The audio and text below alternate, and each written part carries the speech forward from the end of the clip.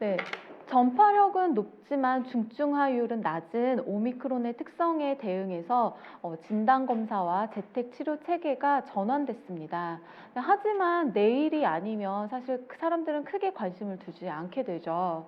내가 증상이 있을 때, 그리고 함께 살고 있는 가족이 확진이 됐을 때 등등 이런 상황이 와야만 내가 어떻게 해야 하는 거지? 라고 생각하면서 관련 내용을 찾아보곤 합니다. 아마 지금 영상을 시청하시는 분들도 인터넷 검색을 가장 많이 하실 텐데요. 여기에는 가짜 뉴스도 섞여 있어서 제대로 된 정보를 찾는데도 꽤 시간이 걸립니다. 그런 분들을 위해서 진짜 알짜 정보만 모아왔습니다. 서현주 서울시 의사회 정책이사와 함께하는 팩트체크 시간입니다. 안녕하세요, 의사님. 네, 안녕하세요. 네. 나날이 점점 팩트체커의 모습을 갖춰가시는 것 같습니다. 방송 네. 좀 익숙해지셨나요? 이제 좀 익숙해진 것 같습니다. 네. 이제야. 알겠습니다. 네, 오늘 그 팩트체크를 하기 전에 그 코로나19 확진자가 하루 사이에 2배 가까이 증가했습니다. 이제 언제 어디서 누가 코로나19 오미크론에 감염돼도 이상하지 않은 상황인데요. 의료인 중에서도 코로나19에 감염되시는 분들이 꽤 많다고 들었는데 네. 이사님 주변은 어떤가요? 일단 저희가 어제 저희 이제 과의 의료진 한 분이 감염 확진이 되셨고요. 그래서 또 우왕좌왕 그 빈자리를 이제 메꾸느라고 고생을 했고, 그 말고 이제 저희 의료진 중에 한 명의 자녀가 또 확진이 돼서 또 격리에 들어가는 경우도 있고, 이런 일들 어떤 병원에는 그 내과 전공의의 반 이상이 확진이 돼서 지금 뭐 대란이 일어졌다 이런 얘기도 들려오고 있습니다. 이게 코로나가 의료진이라고 피해가는 게 아니기 때문에 의료 현장도 지금 혼란이 가중되고 있는 상황으로 보시면 될 것 같아요. 네, 사실 걱정되는 게 확진자가 늘어나면 늘어날수록 의료 체계 과부하도 생기고요. 네. 의료인들이 더 한 분이라도 소중하고 절실하게 필요한 때인데 의료인들도 사람인지라 오미크론을 피해 가실 수 없어서 맞아요. 그런 부분도 참 걱정이 됩니다. 네. 그래서 현장에서 환자를 돌볼 그 의료 인력이 더 부족해지는 게 아무래도 걱정이 좀 되는데요. 병원마다 비상 계획을 세워서 이에 대응하려고 하고 있다는데 혹시 대응 방안이 있을까요? 일단은 기본적으로 저희가 이제 의료진이 코로나 확진돼서 격리가 됐을 경우 그 빈자리를 채우는 게 가장 급선무인데요. 그래서 뭐 일단은 보통의 경우에는 그 해당 과 내부에서 그런 인력을 어떻게 유동적으로 운영을 할지를 이제 결정을 하고, 그리고 만약에 이제 외래 같은 경우에는 그 외래에 예약된 환자분들을 다른 날짜로 옮긴다든지 이런 식으로 이제 연락을 드리고, 그리고 만약에 이게 근데 이제 확진되는 의료진의 숫자가 어느 정도 이상 넘어가게 되면 사실 포화 상태에 이르기 때문에 저희가 더 이상 뭐 대응할 수 있는 여력이 남지 않을 가능성도 있어서요. 그런 부분은 참 걱정이 되는 부분입니다. 저희도 확산세가 늘면서 이런 부분이 참 걱정이 됩니다. 네, 의료인분들 같은 경우에는 아무래도 노출 빈도가 훨씬 많기 때문에 이게 감염의 위험도 많이 높아져서 각별히 더 신경을 쓰게 되실 것 같습니다. 지금 확진자가 크게 늘어나면서 정부 대응 지침도 좀 수시로 바뀌고 있는데요. 의료 현장도 혼란스럽겠지만 사실 시민들도 어떻게 해야 할지 굉장히 헷갈려하고 혼란스러워하는 분들이 많으신데요. 그래서 저희가 오늘은 서 이사님과 함께 팩트체크를 좀 진행을 해보려고 하는데요. 첫 번째 팩트체크, 요거 저희가 조현정 뉴스캐스터와 함께 잠깐 언급을 했는데 정부가 오미크론을 감기로 인정했다라는 보도가 있어서 또 한바탕 난리가 있었죠. 그래서 이제 말씀하신 것처럼 이 부분에 대해서 팩트 체크할 내용은 정부가 코로나를 감기로 인정했다라는 부분인데요. 최근 이제 온라인을 통해서 1339 콜센터에서 코로나19를 감기로 인정했다는 이제 글이 확산이 되면서 이런 혼란이 이제 가중이 됐습니다. 질병청이 공식 발표를 앞두고 있다는 소식에 이제 현재 방역 수칙도 감기에 맞춰서 조정되는 게 아니냐라는 이야기들도 함께 나왔어요. 이제 팩트만 먼저 말씀드리면 이 내용은 사실이 아닙니다. 네. 질병청도 질병청의 공식 입장이 아니라고 반박을 했고요. 네. 이제 질병청이 코로나19를 감기로 인정했다는 이 잘못된 정보는 아까 이제 이야기가 나온 것처럼 한 민원인과 콜센터 상담사와의 통화에서 비롯됐는데 해당 녹취록에는 이제 앞으로 안내문에 코로나19는 감기의 일종이라고 발표할 것이라는 잘못된 정보가 나옵니다. 네. 근데 이를 한 온라인 매체에서 인용하면서 이제 질병관리청 코로나는 감기 결국 인정이라는 네. 제목으로 기사를 냈죠. 이제 질병청은 1399 콜센터 직원의 이제 개인적인 민원 답변의 일부를 질병관리청의 공식 입장으로 오해하도록 표현을 했다면서 공개된 내용이 공식 입장이 아님을 분명하게 표현을 했습니다. 네, 질병관리청 입장에서도 공식적으로 입장을 낸 적이 없는데 코로나19 오미크론을 감기로 인정할 것이다라는 보도가 나와서 좀 당황했을 것 같긴 합니다.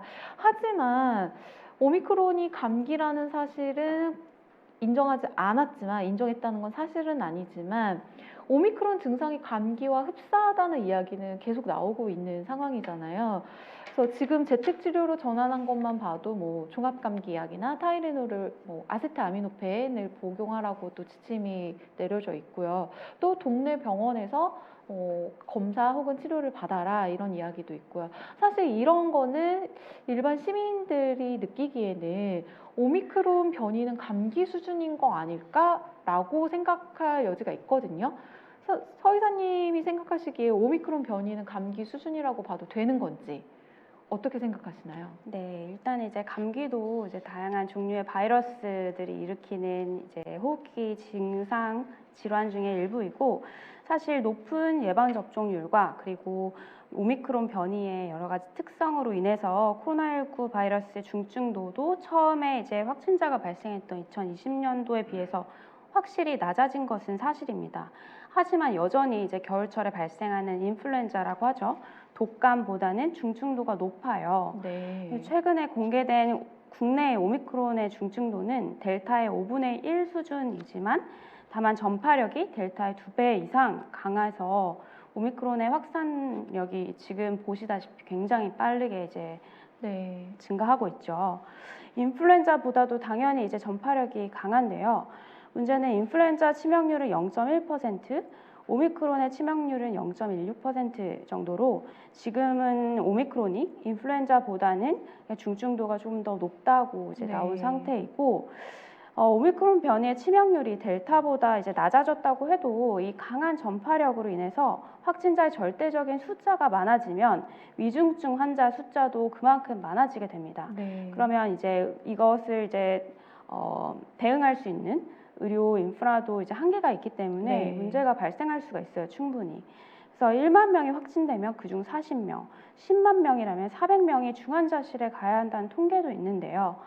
이렇게 되면 말씀드린 것처럼 의료 체계가 감당하기 어려워지면서 네. 이제 그런 이제 여러 가지 단순 감기로도 어떤 이제 질병이 진행되고 그리고 장기들이 이제 버틸 수 있는 능력을 상실한 고령이나 아니면 면역 저하자 그리고 위중증 환자들이 이제 사망할 수 있는 그런 수준의 이제 위험성이 있기 때문에 오미크론은 감기 정도라서 괜찮다라는 인식의 경계는 필요해 보입니다. 근데 저 여기서 하나 또 짚어주셨으면 하는 부분이 네. 독감, 그러니까 인플루엔자 바이러스에 의해서 감염되는 이 독감이 그러면 사람들이 인식하는 것처럼 그냥 약간 독한 감기 정도로 치부해도 되는 것인가? 이 부분도 좀 궁금하거든요. 네. 사실 이제 증상 자체는 말씀하신 것처럼 독한 감기 정도의 증상을 이제 표현이 되고 있어요.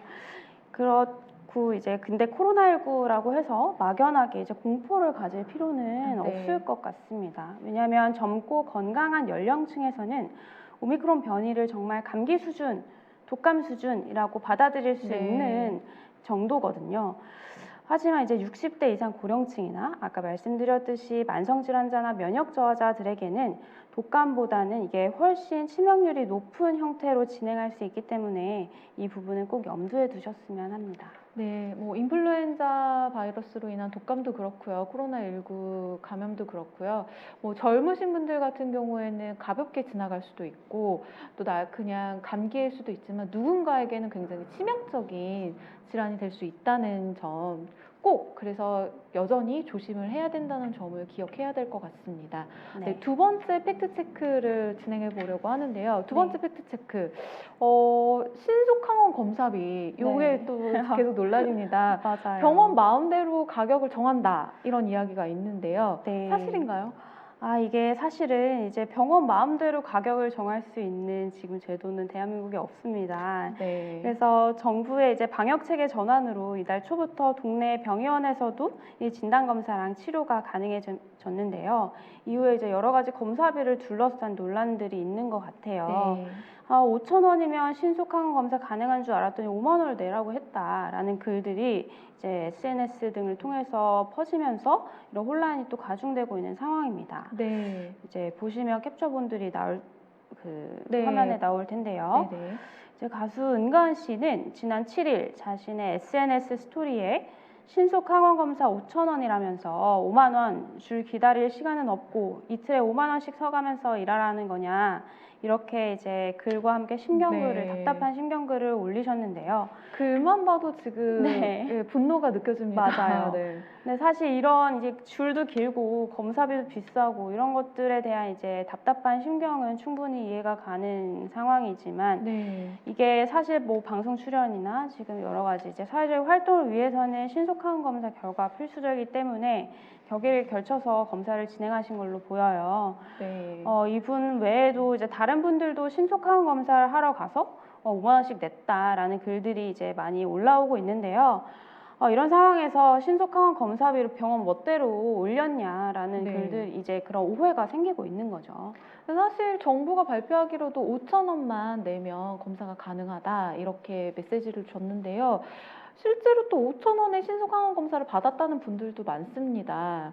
근데 5천 원을 받는 병원이 양심적인 병원인가 아니면 병원마다 진짜 다를 수밖에 없는 어떤 구조적인 문제가 있는 것인가 궁금한데요. 네, 그래서 일단은 병원에서 신속항원 검사를 받을 때의 비용을 어떻게 산정하고 또 부담하는지를 이제 표로 보시겠습니다. 네. 이 보건복지부는 지난달 28일에 건강보험정책심의위원회를 열어서 코로나19 의심 환자가 진찰료 일부만 내고 가까운 병의원에서 빠르게 신속항원 검사를 받을 수 있게 하는 건강보험 적용 방안을 한시적으로 도입하기로 결정을 했는데요.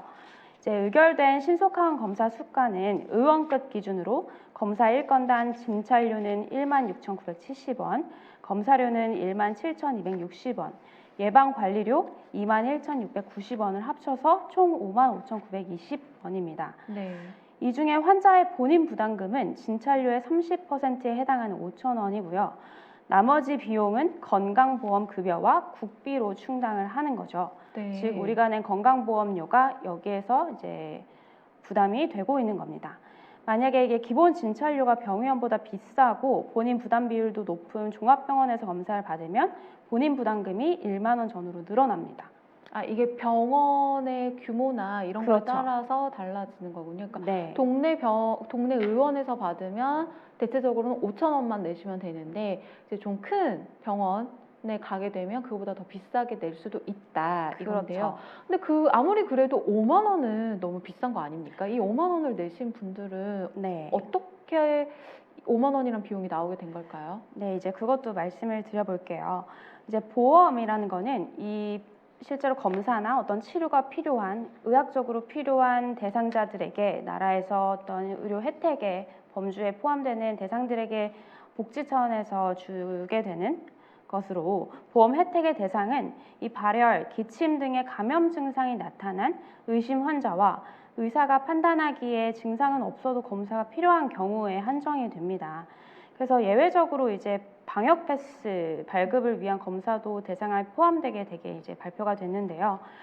이제 증상이 없는 상태에서 병의원에서 신속항원 검사를 받고자 할 때는 보험 적용이 안 돼서 검사 비용을 이제 검사 대상자가 내야 된다는 의미입니다. 네. 이처럼 이제 건강보험 적용이 되지 않는 비급여 진료비 같은 경우에는 병원에서 자율적으로 책정할 수가 있어서 병원마다 좀 차이가 날 수는 있는 부분이 있어요. 네. 그래서 관련된 건강보험 수가, 즉 55,920원이 있는 경우는 그 전후 수준에서 이제 정해지는 것이 보통이고요.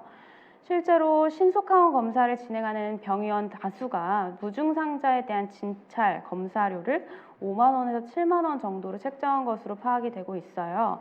검사비로 5만 원 이상 청구받거나 예상 밖의 검사비를 확인하고서 이제 불만을 가지시는 분들이 많으신데, 이런 경우는 대부분 무증상자고 사실 검사의 적응증에 해당되지 않는 분들이 많습니다. 네.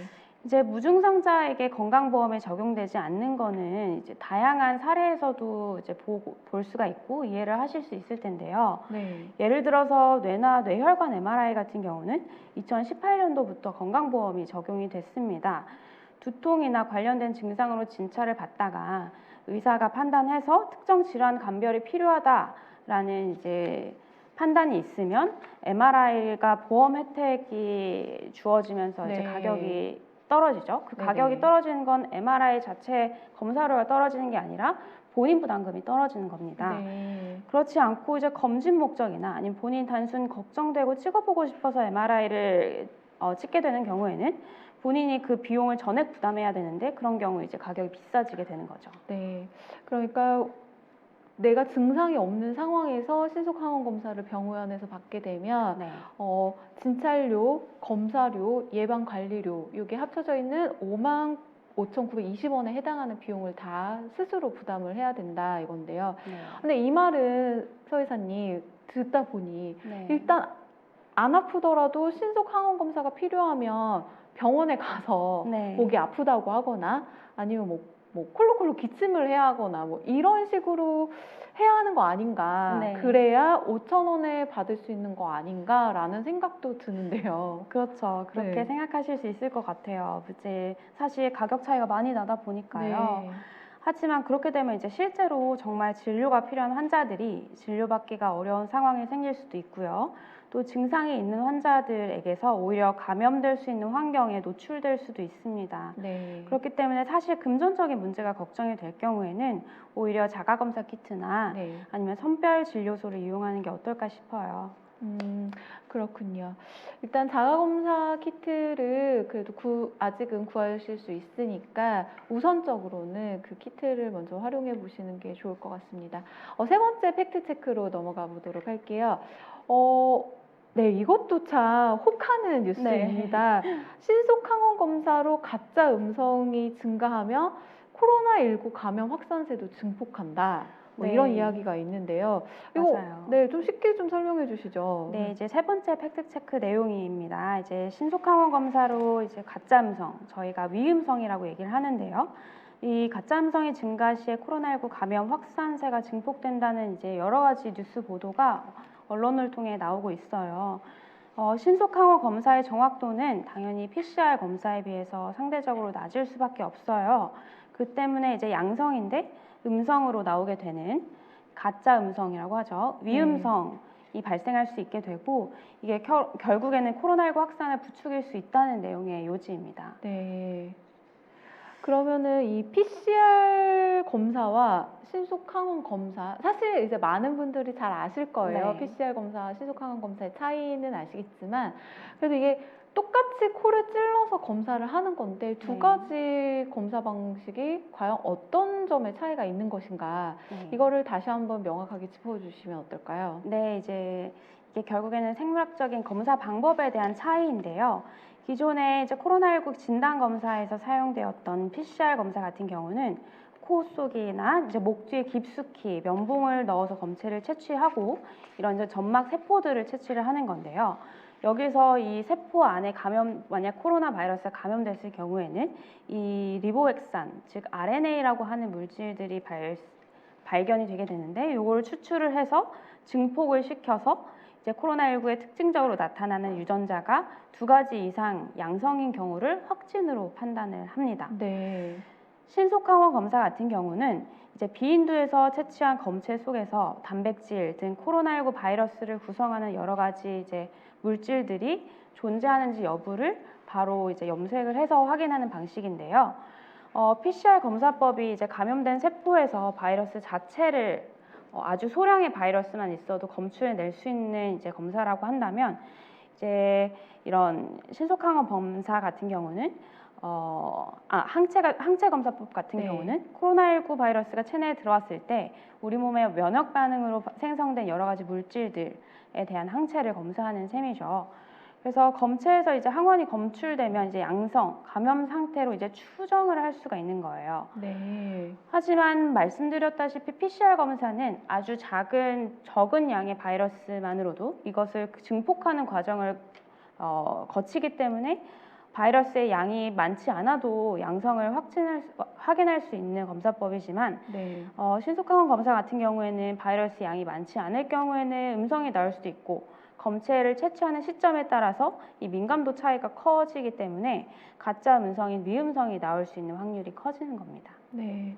신속항원 검사의 이제 민감도에 대해서는 계속 이야기가 한 절반, 그러니까 네. 전문가인 의료인이 검체를 채취하더라도 네. 민감도가 한 50% 수준 정도다라는 네. 이야기가 있는데요.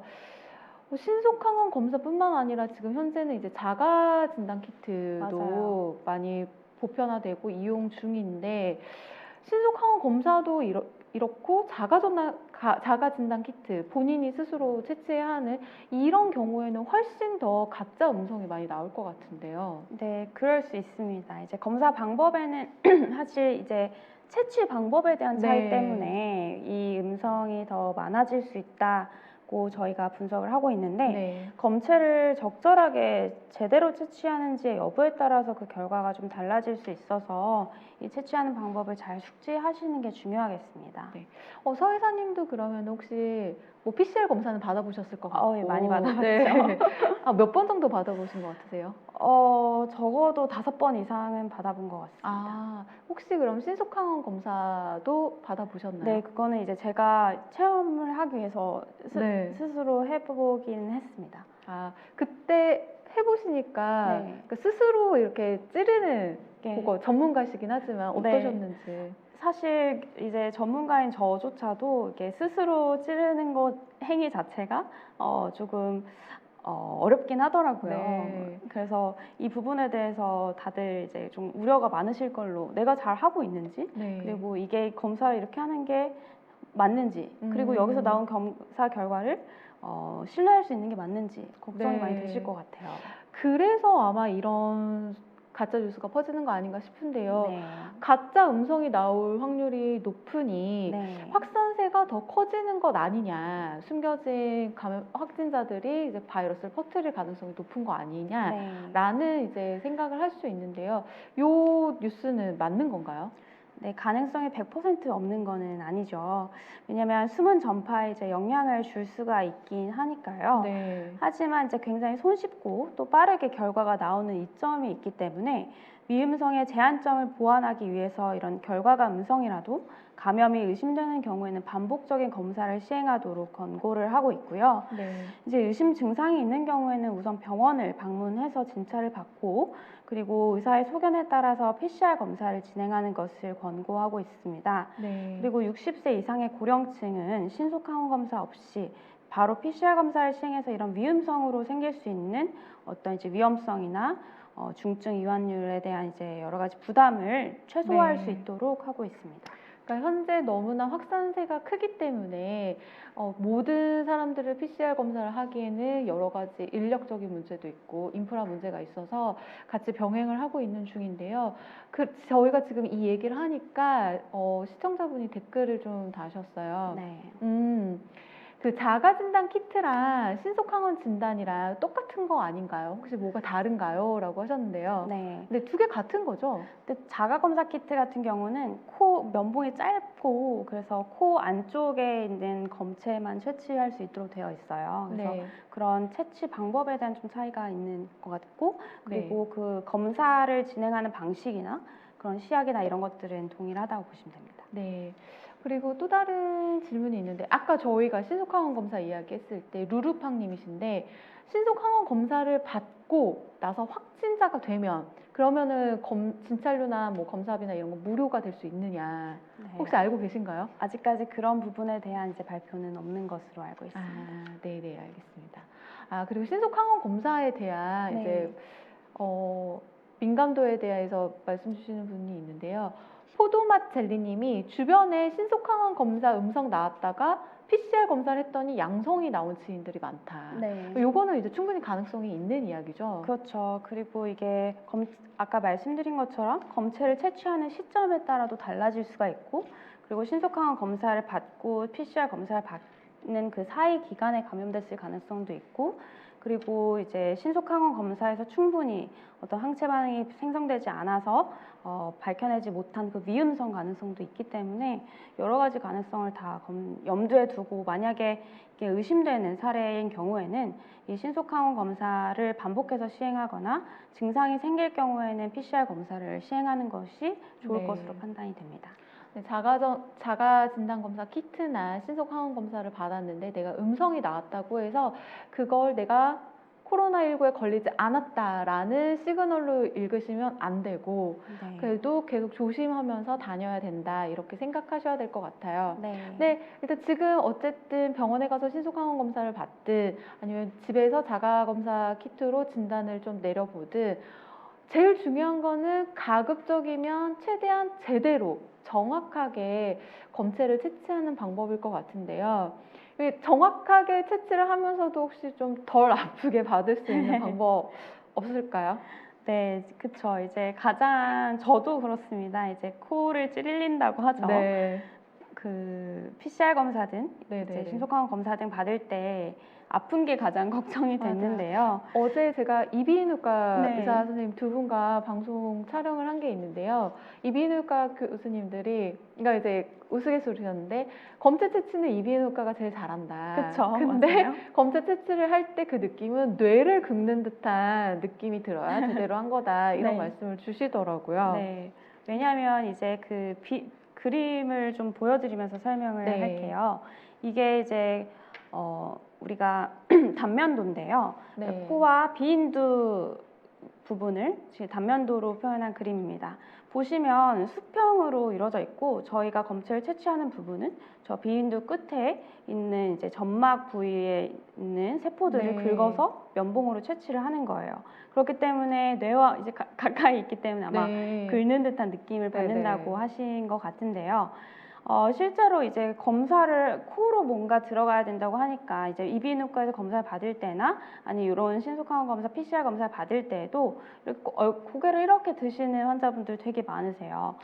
네. 그렇게 되면 이제 이 각도가 틀어지게 되면서 점막을 찌르거나 아니면 이제 그 상처를 내게 되는 경우도 네. 생길 수 있기 때문에 검사를 할 때는 최대한 릴렉스를 한 상태에서 그리고 힘을 주지 않고 네. 가만히 이제 고개를 들지 않고 이렇게 고개를 오히려 수평으로 놓고 가만히 정면을 대기를 그쵸 보는 게 정면을 좋은 보면서 건가요? 네. 대기하는 게 훨씬 덜 아프실 수 있는 팁이라고 할 수 아, 있을 것 같고요. 저 궁금한데요. 이 면봉을 네. 이제 코에 넣게 되면 네.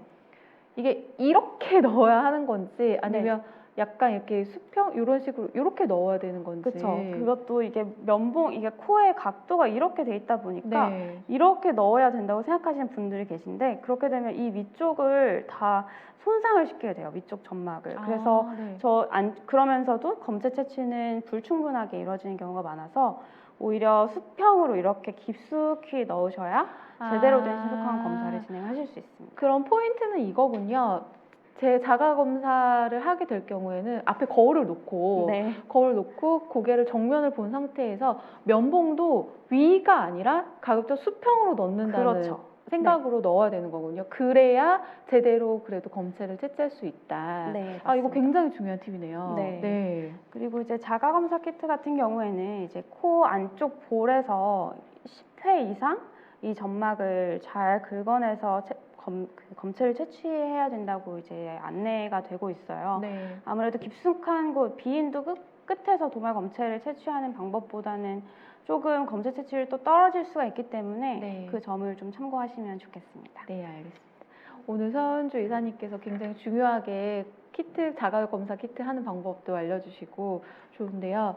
최근에 PCR 검사를 한 3번 정도 받았던 분이 네. 신속항원 검사를 하러 동네 이비인후과를 가셨대요. 근데 하나도 안 아프셨다고. 네. 그래서 아마 이비인후과 전문의라서 다른 분보다 구조를 좀 더 잘 알아서 한 거 아니냐라고 맞아요. 했는데, 아까 말씀드린 것처럼 어제 같이 촬영한 이비인후과 의사 선생님 두 분도 자부심이 있으시더라고요. 늘 하는 게, 진료실에서 하는 게 이제 검체 채취를 하거나 맞아요. 이제 코에도 내시경을 넣게 되니까 그런 걸 많이 해서 잘한다. 그러면은 서현주 이사님 생각하시기에 안 아프게 좀 검사를 받으려면 이비인후과를 좀 찾아가야 하는 걸까? 어떠세요? 네, 근데 요새는 사실 이런 검사가 굉장히 많이 이루어지고 네. 좀 많은 의사분들이 검사에 익숙해지고 하면서 사실 이비인후과 전문의에게 검사를 받는 게 가장 뭔가 이제 안 아프게 받을 수 있는 방법이긴 하겠지만, 다른 분들도 특별히 거기에 이제 어긋나거나 아니면 검체 채취 방법에 달라지는 부분들은 거의 없다. 네. 그래서 사실 이제 제대로 된 검사는, 그러니까 많이 아프거나 아니면은 피가 나거나 그러면 이제 안 되기는 하거든요. 네. 다만 이제 코가 시리거나 검체가 이게 면봉이 외부 물질이 안으로 들어가면서 약간의 이제 이물감이 들 수 있는 느낌은 네. 당연히 있을 수밖에 없고요. 네, 뭐 피가 나거나 아니면 굉장히 심하게 아프거나 그런 경우는 문제가 있었다고 볼 수도 있을 것 같습니다.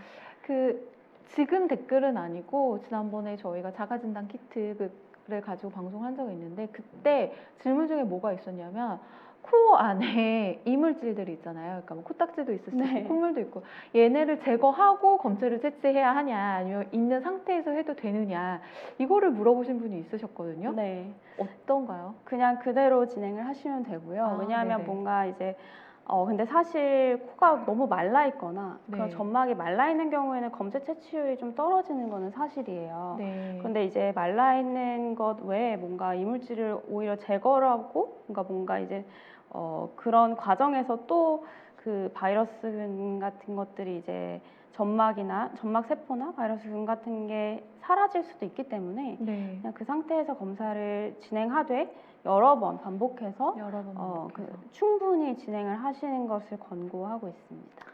그러면 이렇게 찔렀는데 눈물이 좀 맺혔다. 이 정도는 괜찮나요? 당연히 저도 많이 맺힙니다. 네. 항상 옵니다. 그렇군요. 아예 안 아플 수는 없고 눈물 정도는 이제 맺힐 수 있다. 다만 네. 이제 코피가 나거나 그러니까 점막이 다쳤거나 이런 것만 피하시면 될 것 같다라는 이야기인 것 같습니다. 자가 진단 키트가 사실은 좀 많이 품귀 현상을 보이고 네. 있잖아요. 그래서 품절이라고 써붙인 편의점이나 약국도 참 많은데요. 맞아요. 그러다 보니까 자가 진단 키트를 가지고 보이스피싱이 또 활개를 치고 있다는 소식이 있습니다. 그러니까요. 이거 어떻게 된 건가요? 이게 뭔가 사회적인 현상인 것 같긴 한데요. 네. 보이스피싱 사기꾼들이 사실 이곳에도 이렇게 나타났습니다. 이제 이슈를 참 잘 선점하네요. 그러니까요. 그래서 이번 달 초부터 이제 자가진단 키트로 신속항원 검사를 먼저 받아야 된다면서 키트 수요가 폭증하기 시작했어요. 네. 이렇게 이제 자가진단 키트를 구하기가 어려운 상황 속에서 보건복지부에 특별 공급 지시를 하면서 시중보다 저렴한 가격에 키트를 공급해주겠다면서 허위 공문이 발송이 됐습니다. 네. 네. 지난 11일에 서울의 일대 약국에 팩스로 일괄 전송됐다고 하는데요. 네. 그 공문을 한번 보실까요? 네. 네, 지금 사진이 떴는데요. 네. 그럴듯합니다. 그렇죠. 이게 사실은 이런 키트를 구하기가 어려웠던 이제 약국 같은 데서는 가뭄의 단비 같은 희소식이나 다름이 없죠. 정작 이제 해당 업체는 이런 공문을 보낸 적이 없다고 합니다. 한마디로 이제 회사명을 도용한 허위 공문이었던 건데요. 네. 문서번호와 등록번호, 회사 로고와 문의할 수 있는 대표 전화번호까지 영락 없이 공식적인 공문 같아 보이죠. 네. 저 첫 번째 네. 모든 관할 약사님들의 번창을 기원합니다. 이거 네. 공문에 꼭 들어가는 문구죠. 맞아요. 네. 네, 그 번호 순서 막 이런 것들까지 다 형식까지 그대로 공문이라고 믿을 수밖에 없는데요. 무엇보다 이제 약사분들이 혹했던 건 이제 단가였습니다. 네. 2개 6,500원 정도, 이제 1개 3,000원 정도 수준으로 공급한다고 이제 공문에 적혀 있는데요. 네. 기존의 약국에 납품되는 자가진단 키트는 1개 4,500원에 비교하면 굉장히 저렴한 가격이었죠. 그러네요. 네. 네, 먼저 이제 약국에 가짜 공문을 보내놓고 해당 업체 소속 직원을 사칭한 사기범이 해당 약국을 직접 방문해서 돈을 입금하면 키트를 보내주겠다면서 선결제를 요구하고 잠적해버린 수법을 보인다고 합니다. 네. 그 이제 금융사기인 보이스피싱과 유사하죠. 네, 유사합니다. 네, 참 머리가 좋으신 것 같은데요. 네. 어떻게 위험- 이런 생각을 했을까요? 네, 위험한 것 같고요. 재작년 초에 이제 마스크 대란 때에도 약국을 상대로 한 유사한 사기들이 있었습니다. 식품의약품안전처 승인을 받지 않은 마스크를 허가받은 것처럼 속여서 판다던가, 아니면 미리 선입금만 받은 뒤에 물건을 보내지 않아서 약사분들의 피해가 또 이어지기도 했습니다. 네. 이런 일이 또 벌어질까봐 이제 대한약사회에서도 약사분들의 주의를 또 당부하고 있는 상황입니다. 네. 실제로 그럼 이분들은 시중에 나와 있는 자가진단 키트를 이용해서 사기를 친 건가요?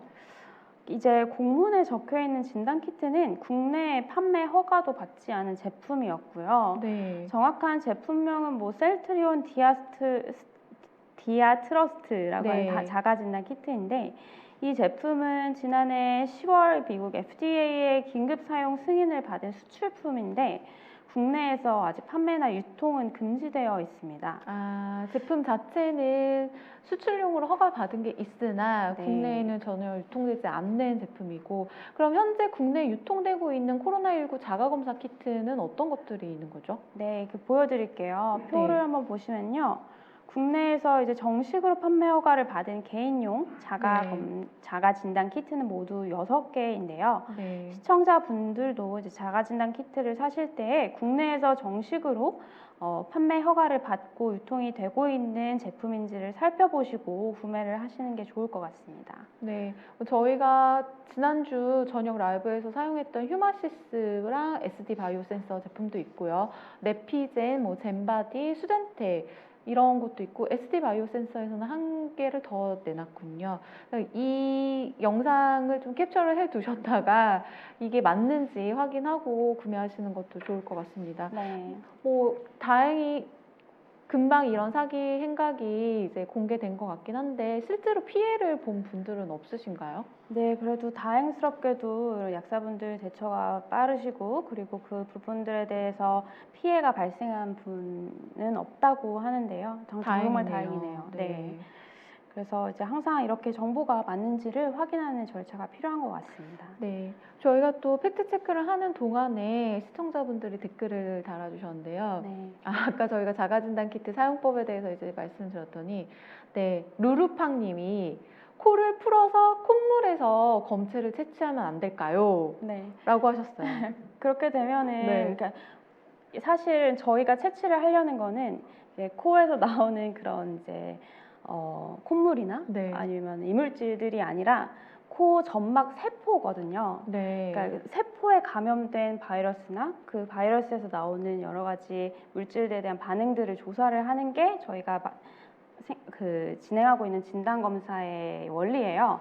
그렇기 때문에 코를 풀어서 거기에 네. 나오는 이제 물질들은 외부 물질일 가능성이 높습니다. 아. 그렇기 때문에 코에 이제 존재하는 점막 세포들이 충분히 포함되어 있지 않을 가능성이 높아서 그런 방법은 추천되지 않고, 그래서 긁는 듯한 느낌이 들어야 정확한 검체 채취법이라고 하는 게 점막 세포를 저희가 이렇게 떼어내야 하는 거거든요. 네. 그래서 그런 방식은 옳지 않다고 보시면 되겠습니다. 이게 콧물로 만약에 채취를 한다라고 하면은 검사 결과가 잘못 나올 가능성이 굉장히 높은 거겠네요. 굉장히 높겠죠. 네.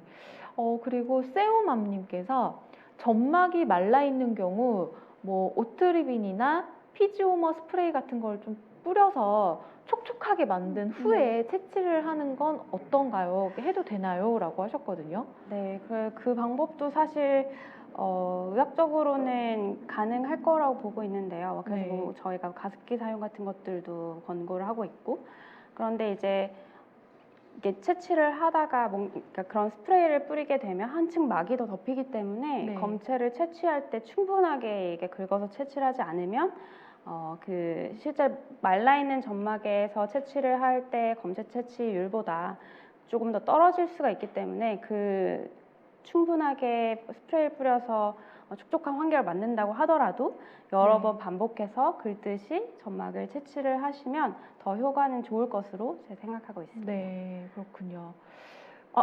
갑자기 생각이 났는데 요새 이제 코도 세척하시는 분들이 많잖아요. 네, 식염수로. 맞아요. 혹시 그렇게 식염수로 코 세척을 한 후에 그 다음에 이제 검체를 채취를 하거나 이러는 방법은 어떤가요? 이제 그런 것들을 다 비교한 연구 결과가 있는 것은 네. 아닌데, 제 생각에는, 개인적인 생각으로는 코 세척 후에 검체를 채취하는 것도 크게 영향은 없을 것 같고요. 네. 크게 이제 검체 채취율이라든지 아니면 검체의 정확도라든지 이런 것에 큰 영향은 없을 것 같고, 그래서 원하시는 방법대로 네. 진행하시면 될 것 같습니다. 지금 그 서현주 이사님이 하신 말씀을 정확하게 이해하신 시청자분이 있으세요. 네, 치즈볼님이신데 결국 포인트는 점막 세포네요. 맞아요. 라고 하셨습니다. 그러니까 네. 결국에는 이 자가검사 키트를 사용할 때도 뭐 콧물이라든지 이런 이물질이 중요한 게 아니라 그렇죠. 네, 점막 세포를 제대로 긁어내는 게 가장 중요하다. 맞습니다. 네, 서현주 이사님이 워낙 잘 설명을 해주셔서 저희 시청자분들이 한 번에 이해를 하신 것 같습니다. 네. 1타 강사이신 것 같은데요. 감사합니다. 네. 그 다음에 저희가 마지막으로 좀 또 확인해 볼 이야기가 있는데요. 네. 가글로 코로나를 종식할 수 있다. 네. 네, 그러면 너무 네, 좋겠는데요? 정말 너무 좋은 소식일 것 같은데 네. 과연 가글로 코로나를 종식할 수 있을지 네. 어떻게 생각하세요? 그러면 네. 벌써 종식이 되지 않았을까 싶은데, 네. 일단은 최근에 일본 등의 10개국이 코로나19와 관련된 모든 검역 절차, 검사, 백신 접종을 취소했다는 내용도 오픈톡방을 통해서 떠돌고 있습니다. 카톡 오픈톡방이요? 네. 아, 그래서 한번 보시겠는데요. 네, 내용이 지금 뜨고 있습니다. 네, 다음 국가는 모든 검역 절차, 코로나 검사 및 의무 예방 접종을 취소하고 코로나를 계절 독감으로 간주한다고 발표했습니다. 라고 하면서 아는 나라가 다 나오네요. 터키, 브라질, 영국, 스웨덴, 스페인, 체코, 멕시코, 엘살바도르, 가까운 일본, 싱가포르. 그래서 네. 독일은 방역으로 코로나 바이러스 팬데믹이 종식이 됐다고. 네, 그래서 합니다. 여기는 네. 이제 우측에 보시면 독일 과학자들이 가글을 코로나19 종식의 해결법으로 제안했다는 내용도 담겨 있습니다. 네. 이 부분에 대한 이제 트위터 글도 관련해서 보실 수 있는데요. 네. 이 글은 이제 영문 버전도 첨가해서 나름의 신빙성을 높였습니다. 네. 가짜뉴스의 전형적인 모습이죠. 네, 맞습니다. 이제 트위터에 올라온 글을 이제 살펴보면 엠모낙이라는 이름의 용액을 이용해서 가글을 할 경우에 네. 목과 입이 알칼리성으로 변해서 코로나 바이러스가 번식할 수가 없고 결과적으로 일주일 안에 독일 전역에서 코로나 바이러스가 사라질 수 있다는 주장인데요. 네. 암모낙이요? 이게 네. 대체 뭐예요? 처음 들어보는데 무슨 용액이에요? 네, 이게 그 암모낙이라는 이름의 용액은 이제 세상에 사실 존재하지 않는, 다들 들어보시지 않으셨을 이유가 분명한데요. 아예 없는 네. 거군요. 네. 이 주장을 하시는 분이 직접 개발한 용액이면 모를까, 이제 도저히 검색조차도 불가한 그런 물질이라고 보시면 되겠고요. 당연히 그러니까 이 용액을 뜨겁게 한 뒤에 또 가글을 하라고 해요. 이런 주장 네. 또한 사실 신뢰할 수가 없겠죠. 네네네. 어떤 분은 이제 엠모낙이라는 이 용액을 직구해야 되나 막 고민하시기도 하는데 네. 찾을 수가 없고 구매할 수도 없습니다. 음. 가글로 코로나는 종식될 수가 없어요. 그렇군요. 근데 이게 지금 독일에서는 이런 이야기가 실제로 퍼졌는지도 좀 궁금하고, 맞아요. 네. 한국에서만 이런 이야기가 있는 건가도 네. 궁금하고요. 아, 진짜로 이게 저 좀 궁금한데요. 목과 입이 알칼리성으로 변하면 바이러스가 번식할 수 없는 건 사실입니까? 근데 이게 알칼리성으로 바꿀 얼만큼 이제 효과적으로 바꿀 수 있는지도 문제고요. 그렇게 됐을 경우 이제 인체가 버틸 수 있는지에 대한 부분도 살펴봐야 되고, 네네. 그리고 이 코로나 바이러스는 사실 얘가 알칼리성을 계속 유지할 수 있는 것도 아니기 때문에 가글의 경우에는 굉장히 한계가 있다. 네네. 이렇게 보셔야 될 것 같습니다. 그 코로나19 초기에 그 일반인들에게도 굉장히 잘 알려져 있는 네. 그 포비돈 네네네. 요오드 용액 있죠? 빨간 약이라고 다칠 일명 때 저희가 바르는, 부르는 네. 그쵸. 소독약이죠. 만병통치약처럼 다칠 때도 바르고 소독약. 상처에도 바르고 네. 막 그러는 건데요. 이걸 희석해서 가글 하면 코로나에 효과가 있다라는 이야기가 굉장히 퍼졌었는데 요거는 그럼 사실인가요? 이제 빨간 약, 우리가 빨간 약이라고 부르죠. 포비돈 요오드 용액 같은 경우는 상처 부위를 소독, 즉 이제 상처 부위에 이제 균 같은 것들이 생기는 것을 방지하기 위해서 균을 죽이는 살균 역할을 합니다. 입안에 궤양이 생겼을 때도 이 빨간 약을 묽게 타서 가글하는 방법이 그런 처방으로 현실적으로 나가기도 하고요. 포비돈 말고도 뭐 클로렉시딘이라든지 이런 탄툼 가글이라든지 이런 여러 가지 가글 용액들이 있어요. 네. 이 이야기가 나오게 된 것은 이제 포비돈 요오드를 세포 배양에 적용을 해봤더니 실제로 코로나19가 15초 정도면 접촉시켜도 3분, 네. 그리고 10의 3승 정도로 줄어들더라. 그러니까 99.9% 사멸하더라라는 연구 결과가 나왔기 때문에 이런 이야기가 나왔는데요. 하지만 이게 이 문제는 이런 결과는 지금까지의 임상에 적용할 수 있는 단계가 아직은 아니고 네. 실험 단계 수준의 연구 결과거든요. 이게 사람한테 적용되기 위해서는 임상 데이터가 있어야 되는데 아직은 그 데이터가 전혀 없는 상태라 아직 아까 제가 말씀드렸던 것처럼 인체에 어떤 영향을 줄지 네. 이런 부분에 대한 연구가 진행되지 않아서 데이터가 추가가 돼야 되는 상황으로 보셔야 되고요.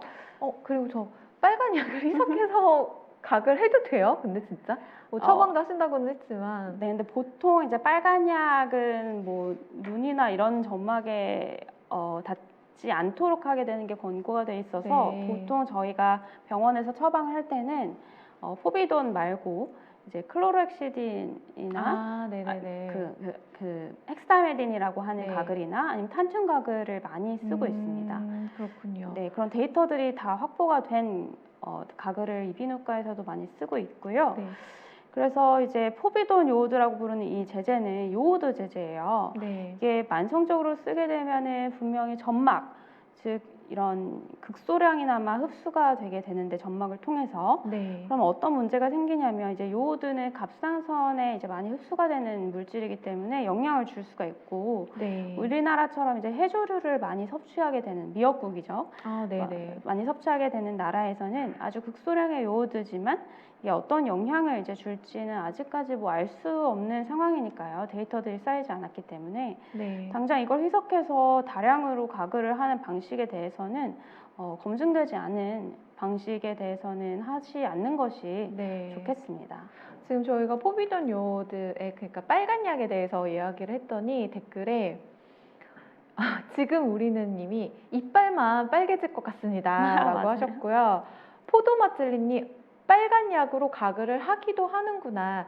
물론 요거 좀 짚어주셔야 될 것 같아요. 하기는 할 수도 있지만 하기는 할 수 있지만 네. 병원에서는 거의 하지 않고 사실 빨간 약 포비돈 요오드 같은 경우는 박테리아를 이제 살균하는데 효과가 있고 네. 특히 그 포비돈 요오드의 이제 작용 기전상 네. 이게 충분히 점막에 이제 적용이 되고 이게 말라야 건조가 돼야 살균 효과를 보이기 때문에 이미 계속 젖어 있는 점막에 사용하는 것은 조금 이제 효과가 떨어진다고 보시면 되고요. 네네. 대신해서 다른 이제 종류의 탄툼, 뭐 헥사메딘 이런 가글을 많이 쓰죠. 네. 그냥 이게 좀 좋은 것 같다고 해서 뭐 약국에서 사셔서 희석해서 쓰시는 건 안 하시는 게 좋고 방금 또 중요한 말씀 해주셨는데 그런 빨간 약 같은 경우에는 말라야 효과가 있다고 하니까요. 마르지 않는 입안 점막 같은 데는 바르지 않으시는 게 좋을 것 같습니다.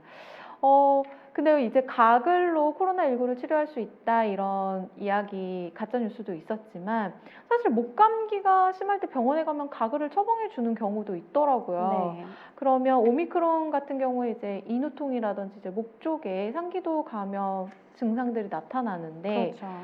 저희가 되게 쉽게 구할 수 있는 그런 가글 제품들이 있잖아요. 뭐 국내 제품인 가글인도 있고 해외 제품인 뭐 리스테린 같은 것들도 있는데 혹시 이런 가글 제품을 이용해서 좀 가글을 하게 되면 증상을 완화하는 데는 좀 도움이 될까요? 네, 증상 완화하는 데 당연히 도움이 될 수가 있고요.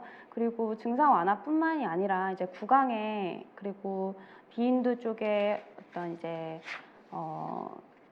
네. 위생을 깨끗하게 유지하는 역할도 해서 이게 바이러스 세포나 다른 세균 세포들이 침입을 하더라도 네. 그런 세포를 감염시키게 되는 감염시켜서 면역 기전까지 일어나게 되는 과정을 차단하게 될 수 있는 네. 그런 예방 효과까지 볼 수가 있기 때문에 구강 위생 차원에서 가글 네, 작용은 가글 하셔도 네, 됩니다. 예, 추천드리고 있습니다. 근데 선생님 그 가글 해보시면 알아요. 특히 리스테린 같은 네. 제품은 굉장히 그 좀 강하잖아요. 네. 목이 아픈 상태에서 그걸로 가글하면 목이 더 아파질 것 같은데 괜찮을까요? 그 정도 자극은?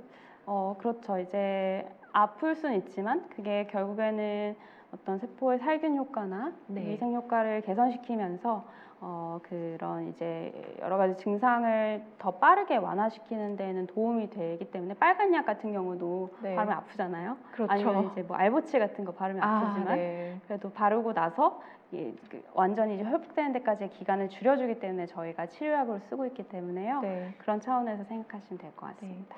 혹시 이렇게 뭐 종합감기약을 먹거나 아세트아미노펜 제제를 복용을 한다거나 이런 거 외에 혹시 재택 치료를 하면서 좀 증상을 완화할 수 있는 대중적인 요법 같은 건 없을까요? 뭐 네. 따뜻한 물, 차 이런 종류? 네. 네. 따뜻한 물과 차를 많이 드시는 거는 정말 많이 추천되는 방법이에요. 그리고 이제 가장 중요한 거는 그러니까 균형 잡힌 영양 섭취가 네. 가장 중요합니다. 결국에는 이제 코로나 바이러스도 그렇고 독감 같은 다른 질환들도 그렇고 본인의 생체 면역 기전으로 이걸 회복해 가는 기간이 필요한 거거든요. 네. 그래서 그 기간 동안 재택에서 치료, 즉 이제 바이러스 전파를 막고 본인이 회복될 때까지 재택에서 쉴 수 있도록 회복할 수 있도록 저희가 지침을 네네. 마련을 한 거기 때문에 충분히 쉬고 그리고 충분히 제대로 잘 드시고 그리고 어떤 증상이 있으면 그 증상을 완화할 수 있는 여러 가지 약물들, 증상 완화에 도움이 되는 종합감기약 같은 것들을 복용하시고 그리고 충분히 수면하시고 제대로 된 영양 섭취하시는 편이 좋을 것 같습니다. 네. 혹시 서현주 이사님 자가격리 해서 재택 치료를 해야 된다고 하면 네. 어떤 식단을 좀 드시고 싶으세요? 저는 일단 병원에서 제가 네. 주로 근무할 때는 막 컵밥이나 뭐 라면 같은 걸 많이 먹었는데요. 그거 드셔도 됩니까? 네, 근데 이제 만약에 재택 치료를 하게 되면 조금 균형 잡힌 이제 집밥이 너무 그립죠. 집밥을 네. 먹고 싶습니다. 혼자 계셔야 될 것 같은데 네. 스스로 해드실 건가요? 요새는 이제 뭐 배달도 아. 많이 되니까요. 그렇죠. 네. 네. 저희가 팩트 체크를 하고 있는데요. 서현주 이사님 인기가 많아졌어요. 그래요? 네, 그래서 지금 이대로 못 보내겠다 라면서 이제 팩트 체크 요청을 해주셨는데요. 하나 뭐 대본에 없었던 거는 사전에 얘기 안 된 거지만 한번 네. 여쭤볼겠습니다. 입술에 립밤을 바르면 코로나 전파를 막는다라는 이야기가 있다고 합니다. 대만 연구진이 발표한 보고서 때문에 립밤을 바르면 비말 발생을 줄여줘서 결국 코로나 전파를 막아준다는 기사들이 나온 적이 있는데요. 네. 연구진이 입술 보호제인 립밤이 침방울의 형성을 4분의 1이나 줄인다고 했다고 하는데요.